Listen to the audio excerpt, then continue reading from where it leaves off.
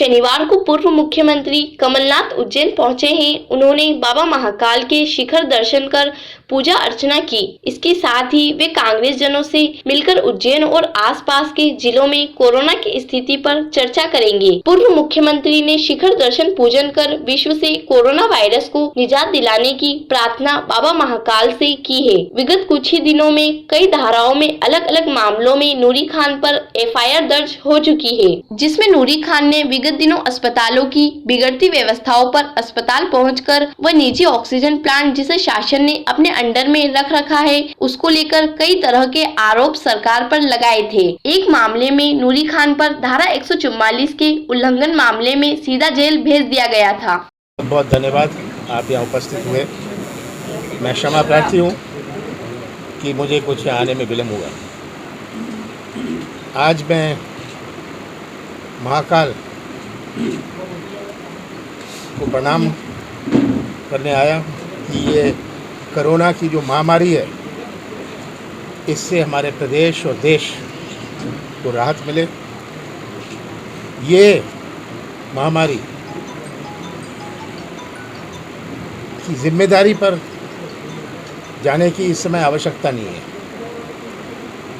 पर ऐसा खतरनाक समय जहाँ पूरा प्रदेश शासन भरोसे नहीं है पर भगवान भरोसे है, तो मंत्रालय और कार्यालयों में जाने से कुछ नहीं होने वाला। मैंने कल ही प्रेस वार्ता करी थी। बड़े दुख की बात है कि भारत किस तरह आज पूरे विश्व में बदनाम हो रहा है। ये चीन का वायरस था, चीन का कोरोना था।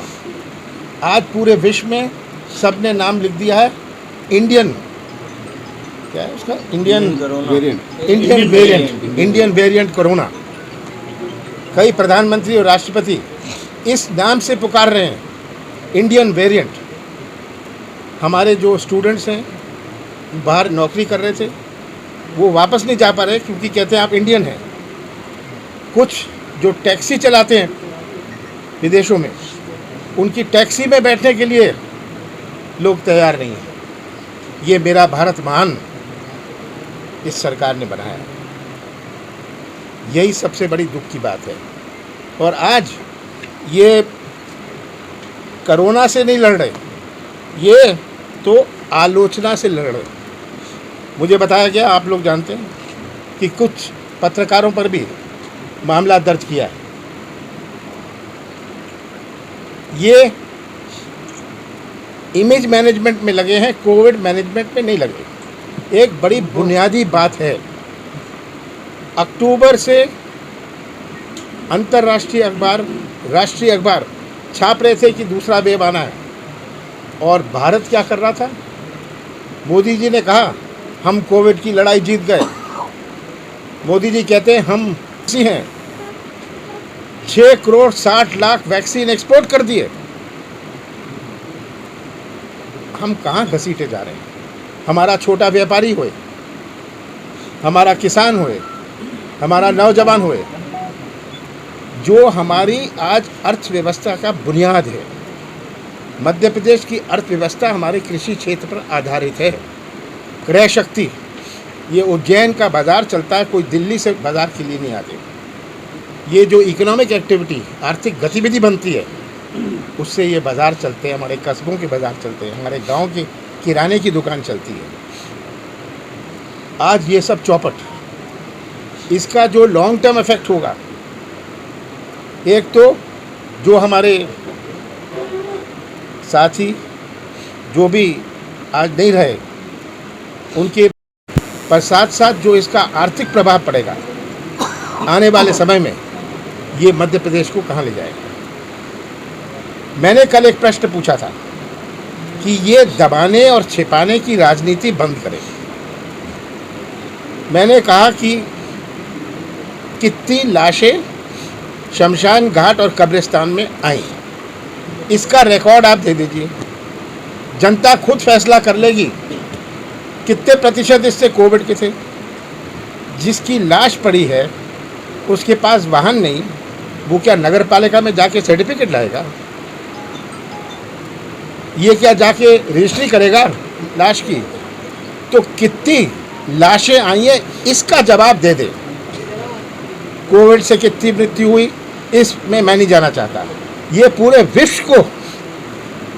विश्व को ये झूठ बोल रहे हैं और मध्य प्रदेश उसका उदाहरण है। मैंने हिसाब लगाया, अखबारों में जो छपा 26 ज़िलों का, मैंने बाकी ज़िलों से जानकारी मिलाई। 1,27,000 शमशान घाट और कब्रिस्तान में मार्च और अप्रैल में लाशें पहुंची। मेरे अंदाज से 80% कोविड की है। बहुत सारे लोग कोविड डिक्लेयर नहीं करते, इसकी घोषणा नहीं करते, कहते हैं हमारे परिवार के लिए नहीं करना चाहते। बहुत सारे लोगों की रजिस्ट्री नहीं हुई।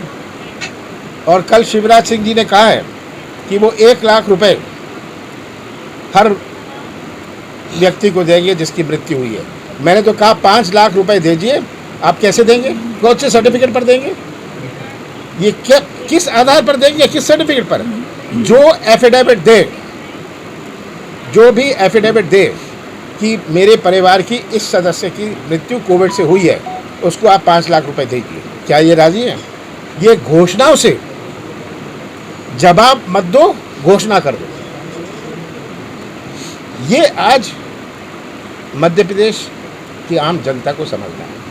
हमारा किसान के साथ कितना अन्याय हो रहा है, किसान कितना पिट रहा है, खरीदी में क्या हो रहा है, छोटे व्यापारियों का क्या हो रहा है।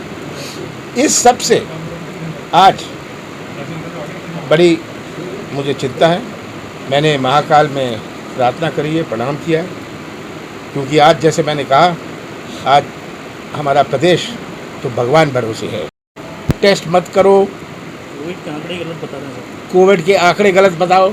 ये प्रदेश को, देश को और पूरे विश्व को गुमराह करने का ये प्रयास है।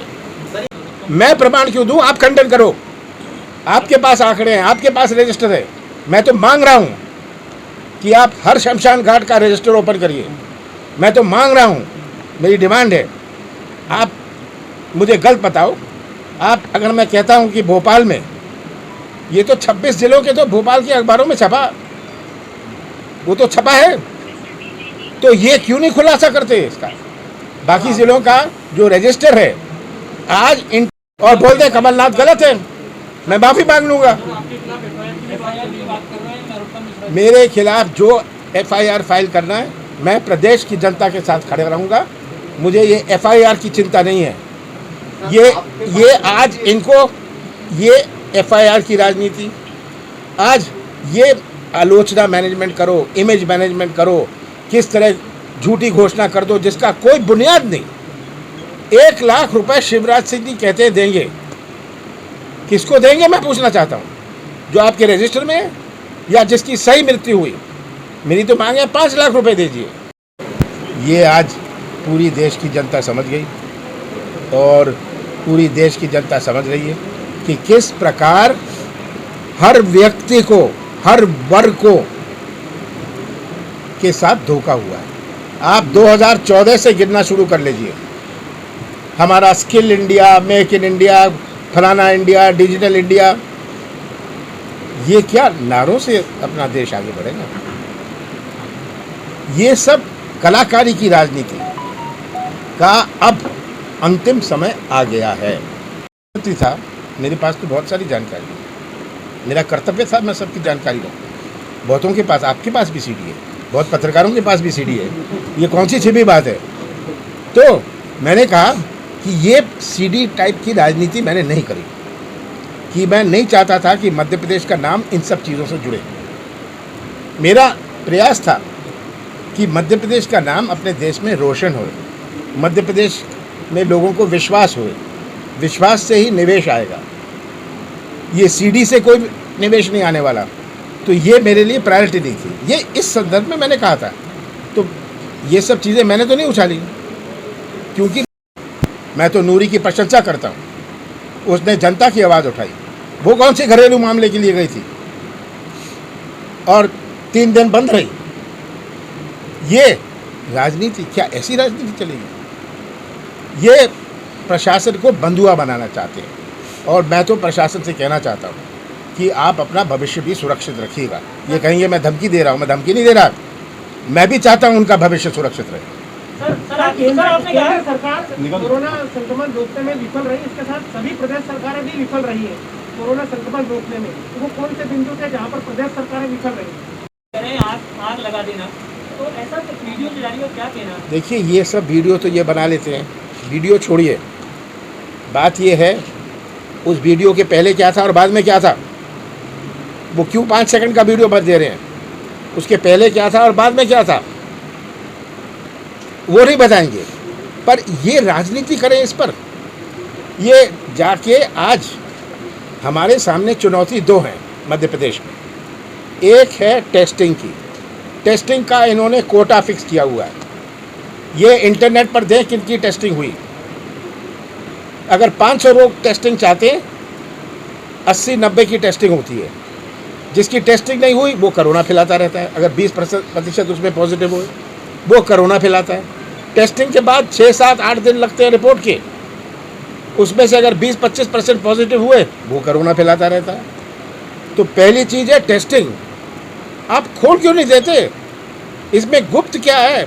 आप रोज़ अखबार में प्रेस रिलीज दीजिए कि इस नाम का, इसका, इस गांव का व्यक्ति की टेस्टिंग हुई है, ये उसका टेलीफोन नंबर है। इन्होंने कोटा बनाया हुआ है हर ज़िले का। आना ढूंढना है कि हमारी गलती नहीं है। पिछले 7 दिन से उन्होंने शुरुआत करी है कि स्वास्थ्य तो संविधान में राज्य का सब्जेक्ट है, और हम तो राज्य सरकारों को कह रहे थे, पर ये याद रखिए ये 2020 में कानून लाए थे, डिज़ास्टर मैनेजमेंट एक्ट, और वो क्या था, इन्फेक्शन डिसीज एक्ट। पूरी पावर ले ली थी, राज्य सरकार का दोष था, उन्होंने ये नहीं किया। पर केंद्र सरकार ने कौन सा रेमडेसिविर जो एक्सपोर्ट हो रहा था, मैं आपको बताऊं, मैंने फ़ोन किया, मैं बहुत कंपनियों को फ़ोन किया कि आप मध्य प्रदेश को दीजिए, मध्य प्रदेश को भेजिए। मैं नाम भी लेने को तैयार हूँ कि मैंने फ़ोन किया कि आप मध्य प्रदेश को ये रेमडेसिविर जब मिल नहीं रहा था, मैं 8-9 अप्रैल की बात कर रहा हूँ, मुझे तारीख भी याद है, कि रेमडेसिविर आप भेजिए, मध्य प्रदेश को भेजिए, छिंदवाड़ा भेजिए। उन्होंने कहा मैं 2 घंटे में बताऊंगा। 2 घंटे बाद मुझे फ़ोन किया कि हमारी जो रेमडेसिविर इंजेक्शन है वो पोर्ट पर पड़ी हुई है, हमको अब पोर्ट से वापस मंगाना पड़ेगा, कि ये तो किसी ने मांगा ही नहीं था, अब हम इससे वापस मंगा रहे हैं। ये हालत थी। एक्सपोर्ट हो रही थी।